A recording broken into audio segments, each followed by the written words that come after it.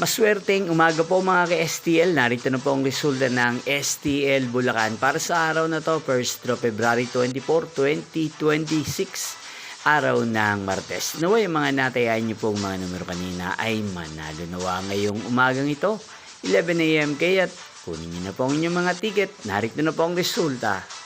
Ang mga numerong nanalo sa STL Bulacan ngayong umagang ito, February 24, 2026, 11 AM. First draw result, 27 at 13 in exact order.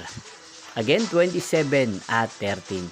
At ngayong umagang ito sa STL Bulacan, natin pong i-shoutout si Ate Lena ng Bulacan. Shoutout po sa inyo, Ate Lena. Sana po ay nasa maayos kayong kalagayan. Inyo pong napanood ang resulta ng STL Bulacan. Maraming salamat po sa patuloy niyo pong pagsuporta sa aking channel.